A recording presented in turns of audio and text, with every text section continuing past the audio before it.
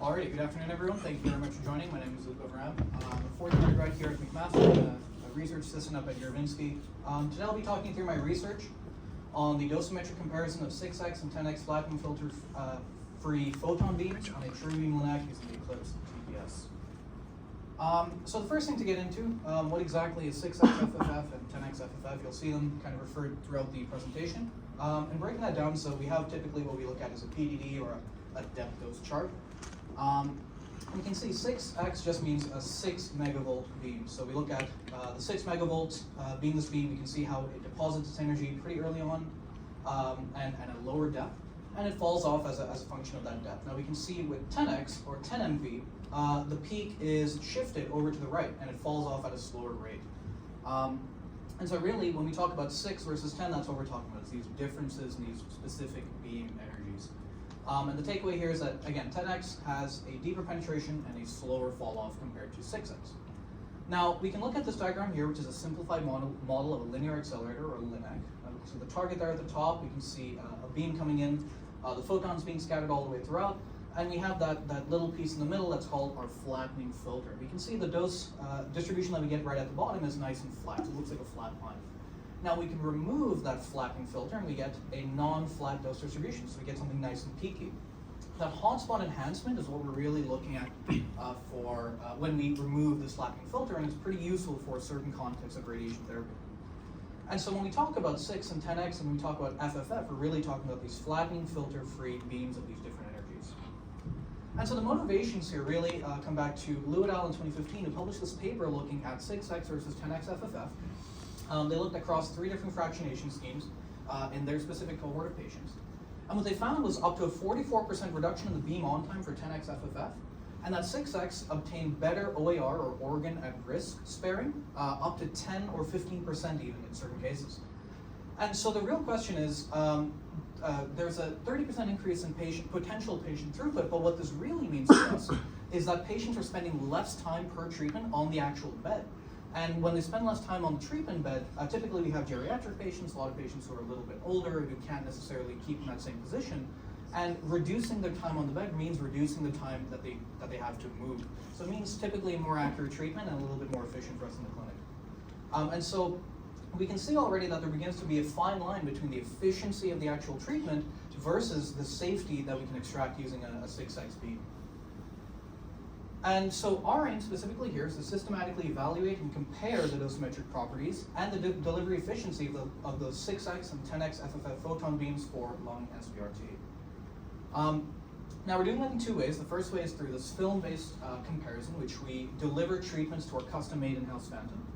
And the second way is through dosimetric comparisons using our treatment planning system and using these previously delivered plans. So those previously delivered plans come from 10 previously treated lung SBRT patients. Lung SBRT just means we're treating cancers using stereotactic body radiotherapy, so a multitude of beams, using 6x FFF beam energies. And 7 of these we classified as peripheral cases, so a total of 48 grays in 4 fractions. And we can see that those are tumors that typically are a little bit closer to the chest wall and not really close to anything super sensitive like the heart or the esophagus or the trachea. Now we can also see that we took 3 central cases. These were delivered 60 grays over about 8 fractions. And what we see is these are cases that are typically a little bit more complex. So some things that we would have to plan a little bit more for in order to avoid excess dose to those sensitive OARs. Now the replanning was very simple. All we did was take our 6x FFF patients, so in this case we're looking at a peripheral example, and we replanned using the exact same patient and the exact same target, just using an adapted beam energy and some certain optimization objectives that were changed in order to level the playing field a little bit. And again, so same patient, just different beam energies. And the dosimetric comparison came down to this. So we had, in this graph, we can see, or rather this box plot, we can see the percentage dose difference on the x and all of the different OARs of the organs that we're specifically looking at on the y. We can see that anything on the right is something that benefited from switching to 10x, and anything on the left was something that did not benefit or even lost out by switching to 10x. And what we can see is that certain organs, like the skin, really did benefit a lot from having the switch to 10x. And this should intuitively make sense based on what we saw in the first slide, where we saw that 10x actually delivered a lot of its dose further into the patient and less shallow than 6x. So it should make sense that things that are closer to the surface, like the skin, would experience less of that dose. And we can also see lower down things like the spinal canal, which had a negative impact when we switched to 10x. And again, this should again intuitively make a little bit of sense, because when we look at the dose distributions, we know that 10x falls off a little bit slower, so it takes longer for that dose to dissipate compared to 6x. So we'll definitely have a little bit more washing over of that dose over these OARs that are close or in the same range as our tumor.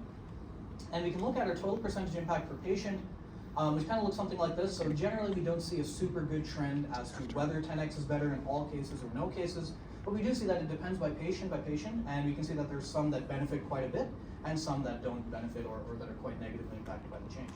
Similarly, we can see in the central cases where we have, again, skin, which is right at the top, and again, this should make sense intuitively. But we can see that almost every other OAR has some negative impact by switching to 10x. And again, the spinal canal being one of them. And again, we can see across our 3 central patients, there were none of them that actually showed any improvement by switching to 10x. So this gives us a good picture about switching from 6x to 10x, both in a peripheral and a central context. Now, some notable areas here. This is, for example, our patient 2 from our peripheral cohort. And it's not very relevant or apparent on that slide, or rather on these pictures. But what we can see is that there's quite a few areas, like the esophagus, the heart, and the trachea, where 10x does actually do better and is preferred in this specific dosimetric context, versus 6x, which is much better with spinal canal and lung sparing. So I think the takeaway here is really that the jury is still out in terms of exactly which organs we want to optimize for, and which ones will have the largest dosimetric impact. Now, in terms of our phantom development, there was 2 real things that we wanted to analyze. One was the actual curvature and symmetry, so we wanted to make this as similar as we could to a human lung. And what we had here was our phantom. So we wanted to make sure that the curvatures matched up roughly with what we would look at for a single lung treatment, and that there was some symmetry in our phantom in the way we built it. And the material choice came from a detailed study of a variety of different materials, and finally we ended up choosing acrylic for the chest wall and the actual tumor, and a version of acoustic core for the lung tissue analog. And so in order to validate that phantom, we took our treatments that we had originally, and we replanned, and we said, okay, let's pretend now that this phantom is our patient, and we will replan and revalidate on our phantom.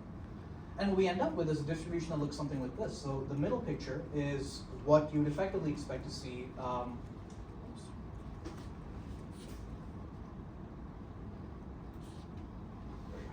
So the middle picture here is what you would expect to see from our treatment planning system. So this is something that we would have, once we've planned, this is what we expect to see centered right around that tumor in the middle.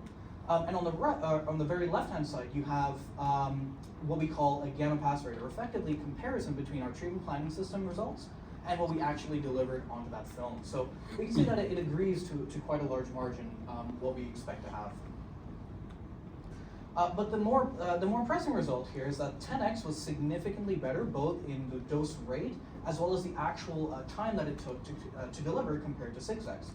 And so what we can see is that there is a significant increase in speed when we deliver with 10x compared to 6x, up to 40% faster, and that it was accurate to what we planned.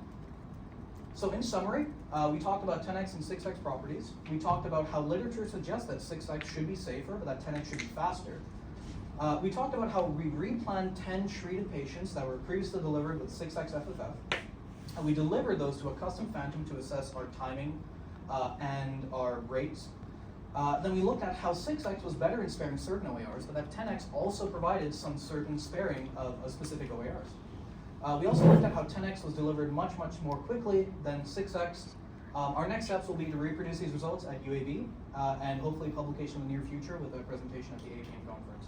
So with that, I'd like to thank my co-collaborators and supervisors, Dr. Wierzbicki, who's here today, and Dr. Cardenas, who's here online, and with that, take any questions. Thank you.